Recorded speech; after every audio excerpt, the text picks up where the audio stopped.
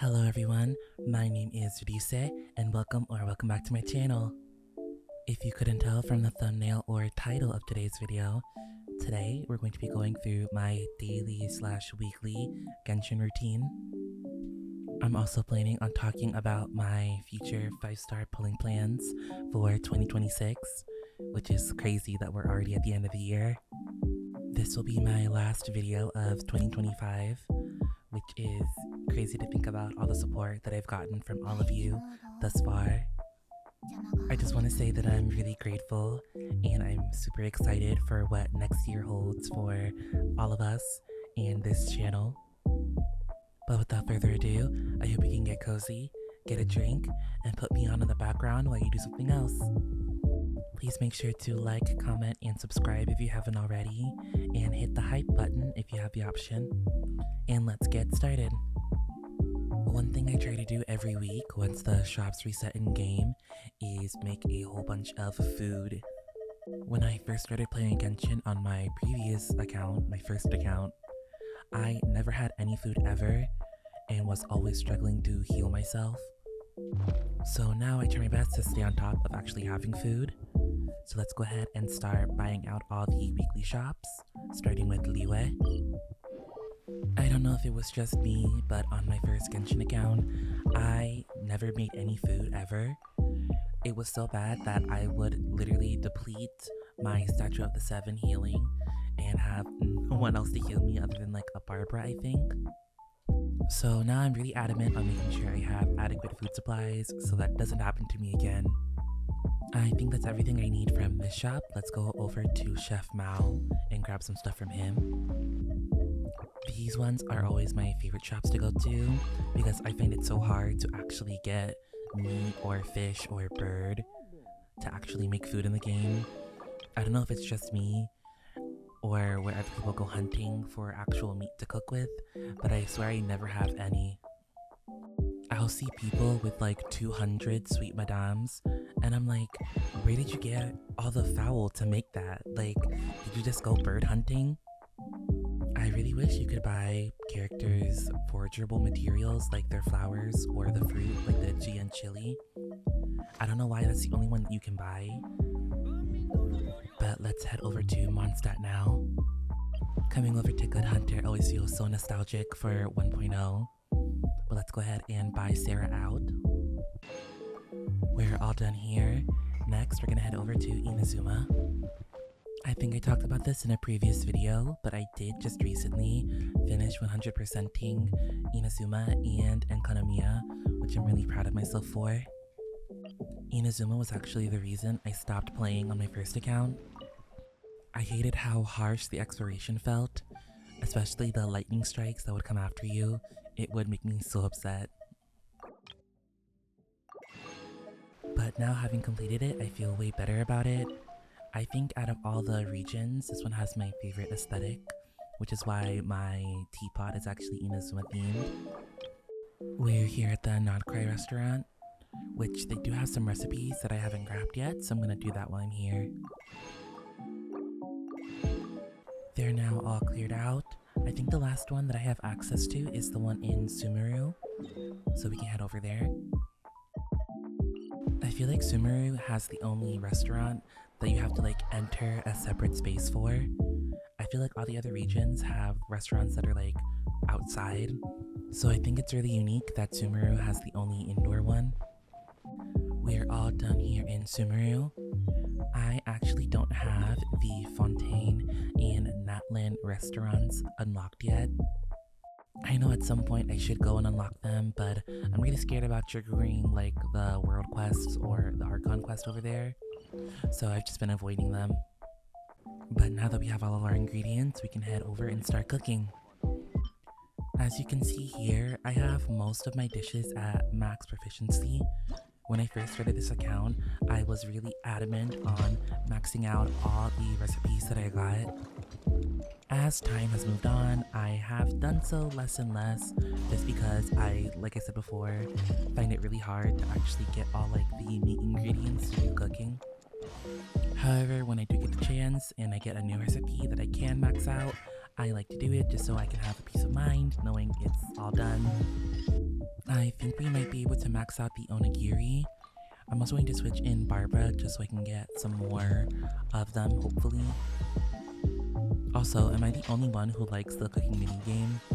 I really enjoy rhythm games, and this kind of gives me the same vibe or feel of it. This should be the last one, and we have maxed our proficiency. I'm gonna cook whatever else I can, and then I'll be right back.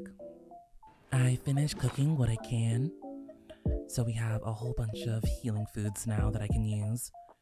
I also had a question. These special foods in purple up here, what do they do? I've never used them because I didn't know if they were special or what exactly they would do if I used them. But if you guys know, let me know. Next, it's the time of the week for me to use the parametric transformer. I've tried to use guides because I know there's a way to get exactly what you want. But I feel like every time I do, it still doesn't work. I don't know, maybe that's just me. So I kind of just throw anything random in here. And it's time to start the process. I like to use this team because they have a lot of off-field effects, and I feel like that makes it go faster.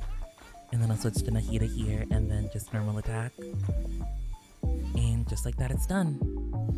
I am so tired of getting these pyro crystals, though we did get a good amount of talent materials. But over pyro crystals, I have so many of them, and not enough pyro characters to build. Next up, we're going to use my resin for the day. I think I'm just going to be doing EXP leylines. Since I'm planning on building a lot of characters in the new year, I want to make sure I have enough books to actually get everyone to level 80 or 90. We're gonna head over to Natland to do them, just so I can grab some materials, because I know I'm gonna need them for Inefa, since she uses the Natland materials. I'm really hoping some of the Saurian trainers spawn, because I need those whistles really bad for a lot of characters. And it's a YL.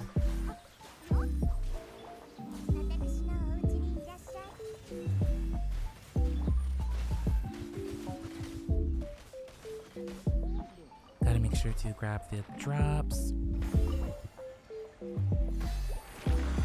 I forgot to switch to my friendship team to collect the bud. I'll have to remember to do it for the next one, since I'm trying to get Mizuki to friendship rank 10. We finally got the enemies I was looking for.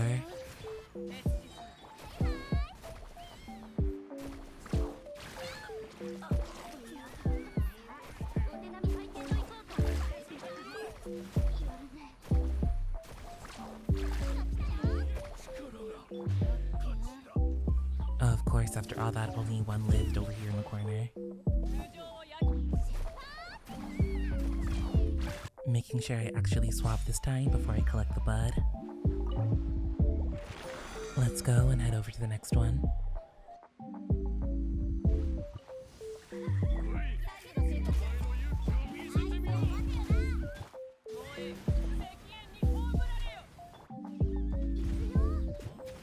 I love having Varasa on my account. She's like my strongest character.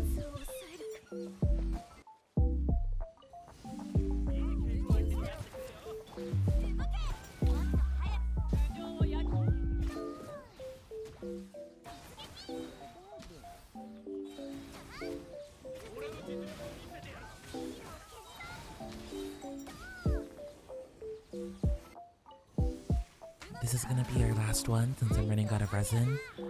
I also didn't know that you could find this enemy from a leyline. I thought it was only in that one domain. And we got an achievement for killing it as well. Let's go ahead and collect.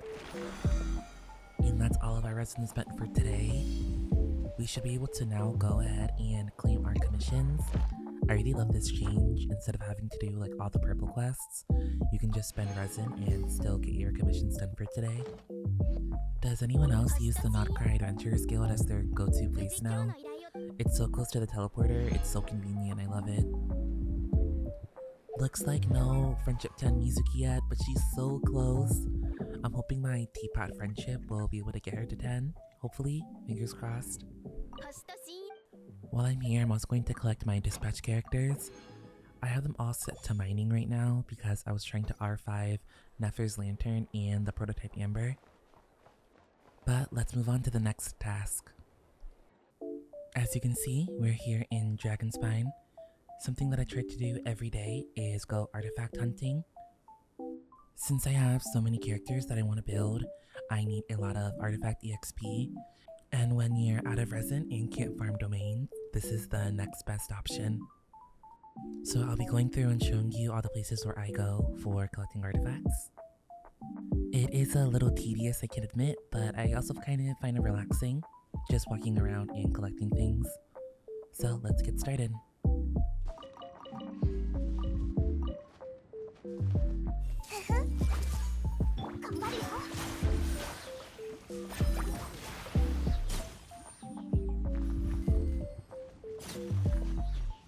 For this one, you'll need a small sized model character to get through that little pillar.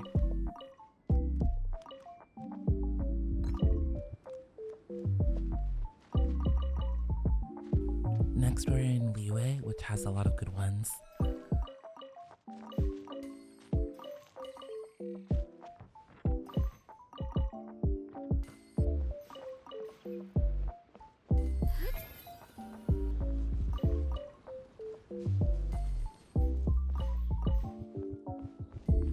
You also get a tiny bit amount of Mora from doing this as well, which is also helpful. This artifact's trying to run from me.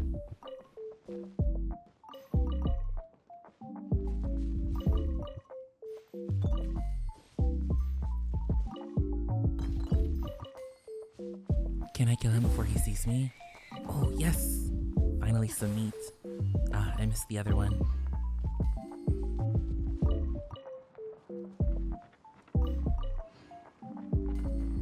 There's a whole bunch in this little alcove over here.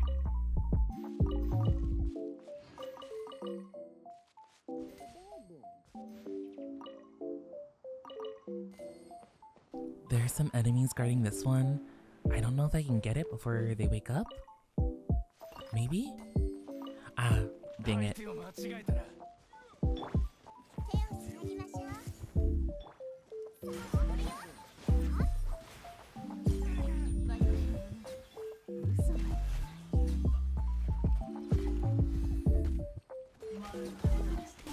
Sorry, treasure hoarders, but your treasure is mine. I think there are some more in this other tent over here.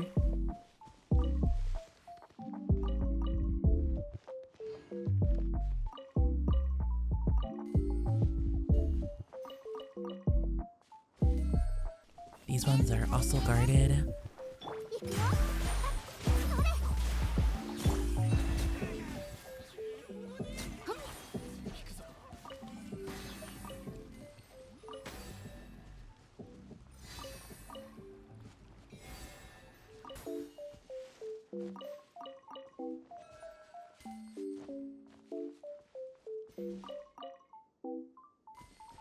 These next couple of spots have a lot of hilly trails surrounding them, so they're slightly annoying to get through, but we will still make our way.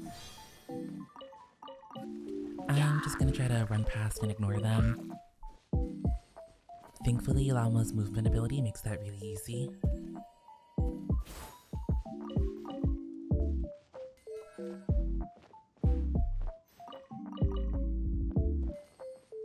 More hilly trails to ignore.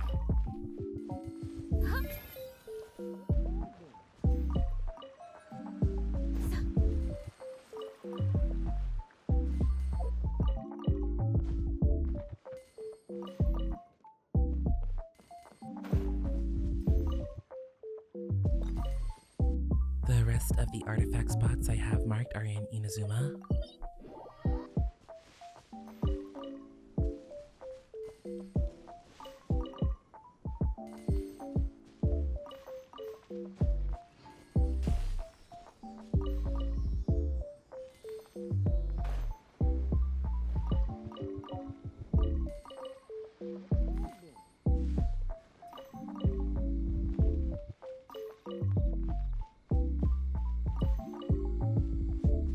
There's a whole camp of treasure hoarders down here guarding these ones. I swear this is the reason why I never run out of the treasure hoarder materials, the sigils. I'm always fighting them. let's grab what we actually came here for. I can't believe I missed a chest here. I've had this place like 100%ed for a while. I can't believe I missed this.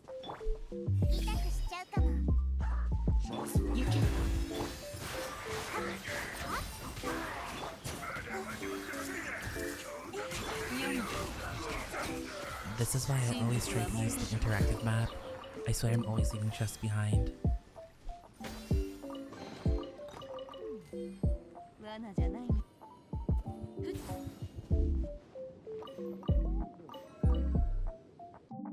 After doing all that running around, we can actually turn this into artifact EXP now. As you can see, I have quite a lot I can condense. Not all of these are from following my usual route. Some of these are from exploring that I did earlier in the week. But I will say, always make sure to go through your 4-star artifacts, because I always try to save my instructor's pieces just in case I ever need them. We were able to get a decent amount of sanctifying elixir, which will be super helpful when I start farming the new artifact domain in the next update. But overall, that is my daily/weekly routine in Genshin. I think I said it before in the beginning of the video, but this will be my last video of 2025. So I thought I would do a character wish list for 2026 of the characters I'm hoping to pull for. Number 1 is definitely Escoffier. I have a Skirk just sitting around unbuilt, waiting for Escoffier to get a rerun so I can pull her. I didn't get her on her first run, just because I wasn't even sure I was going to get Skirk in the first place, but I ended up doing a random 10 pull and getting Skirk right before the llama banner. I'm not a huge fan of her design, however, I'm the type of player who likes to buff up the characters that I really enjoy, and I really enjoy Skirk's design and her lore, so I want her to be really strong. Second on my list would be Sitlali. I know, 2 cryos back to back. I'm not a huge fan of any of the pyro carries that we have so far in the game. I currently have Malvuika, but I'm using her as an off-field support basically for my Varessa and Mulani. So I would love to get Sitlali so I can turn Malvuika into a main DPS if there's ever a time I need a pyro DPS to use. I would also really love to get Chiori. I know since I already have Jalonin for my Navia team, it doesn't really make that much sense. But I just love Chiori's design so much, and I feel like I could find a place to put her on someone's team. Her design is so pretty. When it comes to the rest of the Notcry cast, I'm not really interested in pulling the rest of them. Nicole and Alice aren't really my favorite designs, and I'm not too interested in Varka as well. I'll have to see if they pop out any new designs or characters out of the blue. But definitely Escoffier, Sitlali, and Chiori are my top 3 priorities for pulling in the new year. So let's cross our fingers and hopes we get reruns. But I just want to say once again, thank you guys so much for your support. It really means the world to me, and I hope you guys have an amazing new year. I'll see you guys next time. If you made it this far into the video, thank you so much for watching. Please make sure to like, comment, subscribe, and hype the video if you have the option. I'll see you guys in the new year. Bye bye.